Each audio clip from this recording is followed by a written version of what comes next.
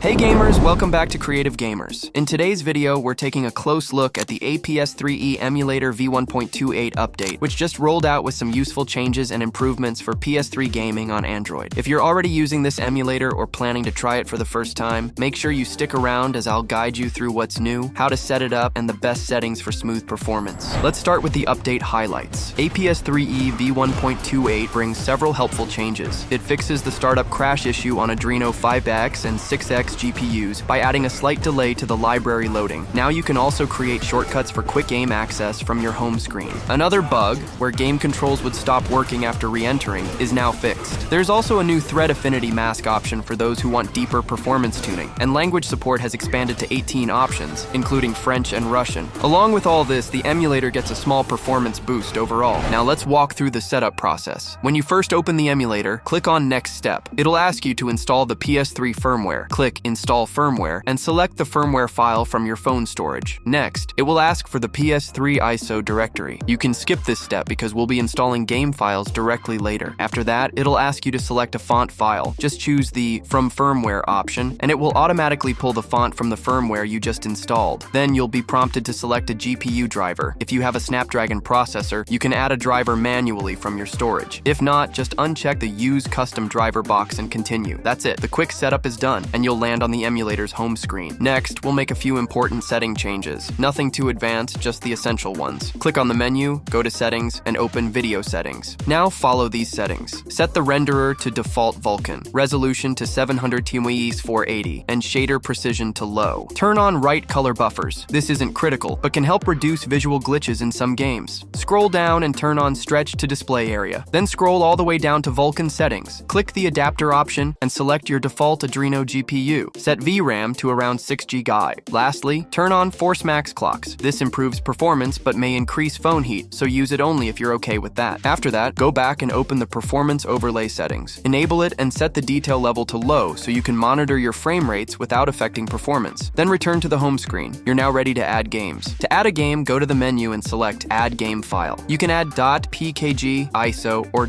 .rap files. If your game has both .pkg and .rap files, make sure to add them one after another. After adding, wait a few minutes. If the game doesn't appear, just hit the refresh button. Now here's something new. When you hold-click on any game file, you'll see some useful new settings pop up, such as Edit Custom Config, specifically for that one game, Create Shortcut, Show Game Info, and more. These options give you more control and customization for each game individually. When launching a game for the first time, it may take around 2 to 5 minutes to start. This is normal as the emulator is compiling the PPU module. Sometimes the game may crash on the first run. Don't worry, just reopen it, and it will run more smoothly next time. With every launch, the emulator compiles shaders, which helps improve overall stability. Right now, I'm testing Prince of Persia, The Sands of Time, and performance is surprisingly good. The game runs smoothly at around 30 FPS, which is quite playable. There are still some minor issues. The screen looks a little cropped during gameplay, and there are a few visual glitches, but loading screens and cutscenes work perfectly. While the emulator isn't 100% stable yet, every update makes it better and more reliable. So that wraps up the new update for APS3E Emulator version 1.28. It's not a huge update, but the fixes and small improvements make a noticeable difference. The emulator is progressing step by step, and we're getting closer to stable PS3 gaming on mobile. If you found this video helpful, don't forget to drop a like, leave your thoughts in the comments, and subscribe for more emulator updates, game tests, and setup guides. Thanks for watching, and I'll see you in the next one.